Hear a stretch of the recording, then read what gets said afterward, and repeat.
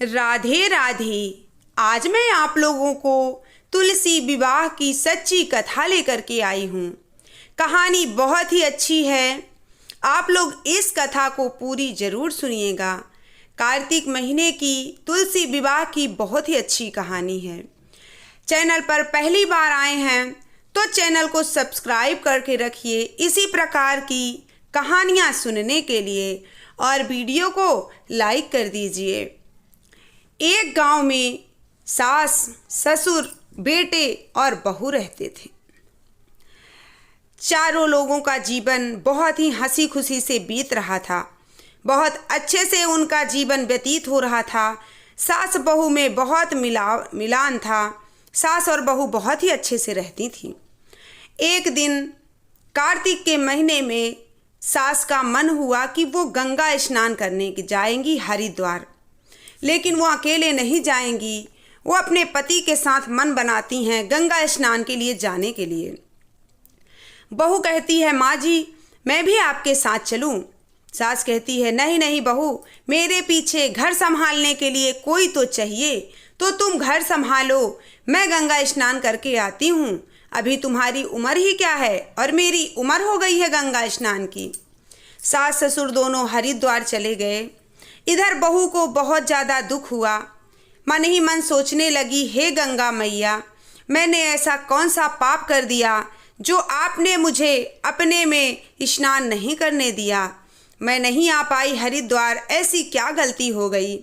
फिर मन ही मन सोचती है, कोई बात नहीं, वहाँ नहीं जा सकती, लेकिन घर में तो मैं सुबह भोर में उठकर कार्तिक स्नान तो कर ही सकती हूँ। उसने क्या किया, एक कठौती ली और छत पर रख दी। उसमें उसने सोचा, रात में पानी भर के रखूँगी, सुबह मैं 4 बजे भोर में ही मौनी स्नान करूँगी कार्तिक का। और वो रख कर के कठौती पानी डालना भूल गई और अपना चुपचाप काम करके सो गई। सुबह जब वो भोर में जाती है तो वो क्या देखती है कि उसमें गंगा मैया अपने आप आ गई हैं कठौती में। गंगा मैया की एक लहर उसके कठौती में आ गई है। वो बहुत खुश हुई। उसने डुबकी लगाई और स्नान किया। उसके मन में माता रानी के लिए केवल भक्ति थी। कहते हैं, मन चंगा तो कठौती में गंगा। मन उसका इतना अच्छा था कि माता रानी स्वयं हरिद्वार से चल के सीधा कठौती में आ गई।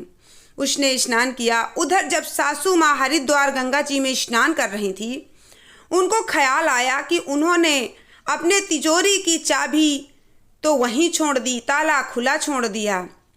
कहीं ऐसा ना हो कि बहू चोरी कर ले, ऐसा ख्याल उनके मन में आ रहा था। देखिए, गंगा नहाने गई हैं और ख्याल मन में आ रहा कि कहीं बहू चोरी ना कर ले। जैसे ही वो गंगा जी में डुबकी लगाती है, उनके नाक की नथनी उसी गंगा जी में बह जाती है और हाथ के जो कड़े थे वो भी गंगा जी में बह जाते हैं, क्योंकि उनके मन में मैल था। गंगा जी में आप शरीर धो सकते हैं, मन का मैल नहीं धुलता है। मन का मैल स्वयं धोना पड़ेगा अच्छे कर्म करके। उधर उनका चीज़ गायब होता है और मन ही मन सास सोच रही कि देखो, 2 ही चीज़ बचे थे, कड़े और नाक की नथनी, दोनों गायब हो गई। उधर बहू भी चोरी कर ली होगी। मैं हरिद्वार फालतू में आई, मेरा नुकसान हो गया। उधर उनका जेवर गिरता है और इधर बहू सुबह सुबह स्नान कर रही थी तो बहू के हाथ में कड़े और उसके सास के नाक की नथनी आ गई। जैसे ही वो देखती है, वो आश्चर्य में रहती है कि ये तो मेरे माँ जी के हैं। फिर वो उठा करके जेवर को रख देती है। उधर जब सास परेशान होकर घर आती है तो बहू अपनी सास को उनके जेवर देती है। सास हैरान रह जाती है और पूछती है कि बहू, तुमने ये कहाँ से पाया। तब सारी कहानी बहू अपनी सास को बताती है कि माँ जी, मैं गंगा जी नहीं गई, लेकिन मैं कार्तिक में सुबह स्नान करने का सोच के कठौती छत के ऊपर रख दिया था मैंने, और उसमें देख रही हूँ कि गंगा जी की एक धार मेरे कठौती पे आ गई।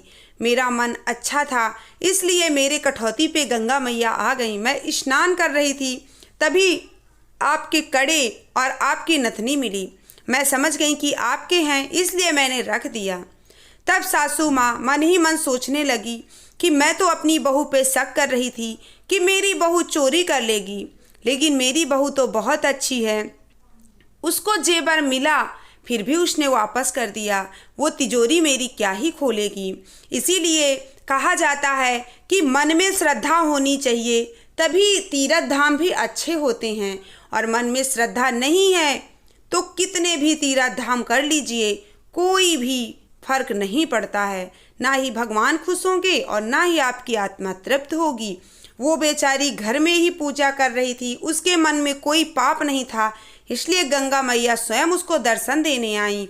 हे माता रानी, जैसे आपने उसको दर्शन दिया वैसे ही आप सभी की रक्षा करें, सभी का मनोबल बढ़ाएं, सभी के मनोरथ पूर्ण करें।